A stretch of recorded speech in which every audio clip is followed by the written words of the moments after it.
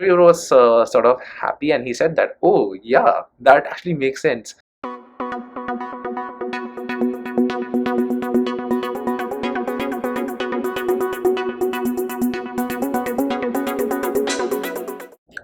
Hello everyone, welcome to another video. So in this video I'm going to share my experience of giving an interview at RBC, which is Royal Bank of Canada.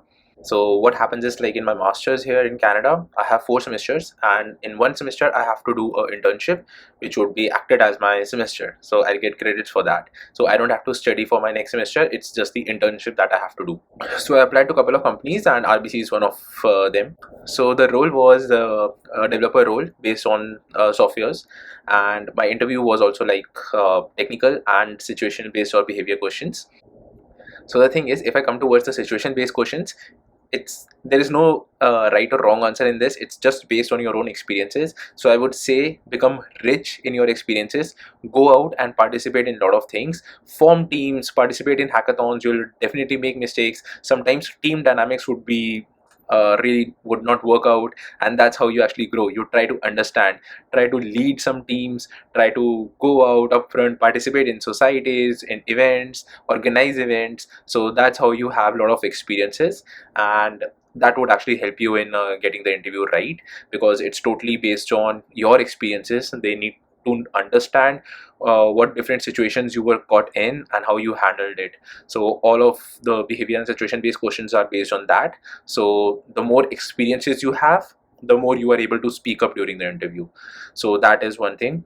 Now coming to the technical things, like I for RBC, like it was based on data structures and algorithms. I was asked 2 questions related to data structures and algorithms, and the preparation for this is also pretty straightforward. I was practicing lead code, and to be really frank with you guys, like whenever interview has data structures and algorithms, I have a big smile on my face, because that is sort of what I consider my forte in during an interview. So what happened is, like the interviewer asked a question, I was able to answer that. The interview then asked the second question, and I had a kind of smile on my face, because I did that on lead code, like it was a similar problem. So I said that I did a similar kind of problem, and this is how it is done. So interview was also sort of happy, and he was like moving on to the next question. But so then I thought of another approach there. For the second question, I was like, okay, we are given the array, right? There are numbers in the array. So I was like, what if the frequency of 1 or 2 or some of the numbers is more? Like, let's say we have an array and 50% of the elements in that array is just one number being repeated.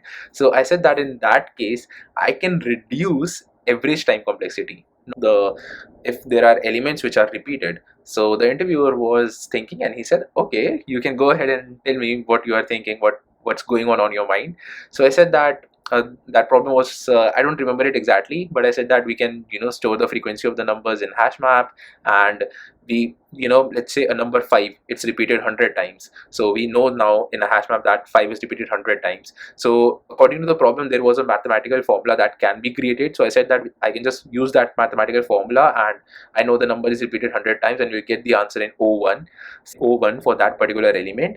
So that was, and we can simply go to rest of the elements in the hash map and solve this. So the interviewer was sort of happy, and he said that, oh yeah, that actually makes sense.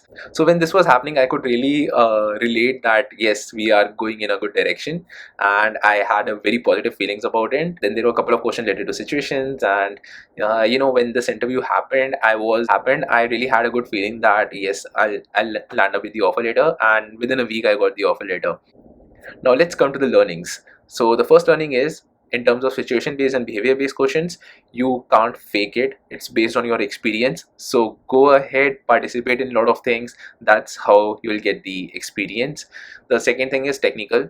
You have to grill down on certain topics of the area of your interest. So for example, if you are more towards software engineering things, you should know data structures and algorithms and some technologies, obviously. And if you are specifically targeting something, you should be expert in that area. So how I did was, like, I sort of maintained this Notion website that you can see behind. I'll just walk you through this. Okay, so this is the Notion website. So what I did was, whenever I practice data structures and algorithms, whenever I am stuck at a problem, I try to see what went wrong and then make notes on this Notion website. And these are all the topics that I faced problem or got stuck at some point of time. And this actually helps you to quickly revise these things, because these are your these are the mistakes that you made. So for example, if I talk about one of the very stupid thing, in one of the problem, what I was creating a hash map, and as a key I had string, and in that string I had a star character, and I got the exception as dangling meta character. So this was one of a stupid mistake that I did. Then I noted it down here, and so now you can sort of see what dangling meta character is, and I won't use that again, right? So these kind of things you can actually see. Then you have a problem related to monotonic increasing stack, which was really interesting problem I solved on LeetCode. So this also I sort of wrote here when we can use this, and the problem that was related to this.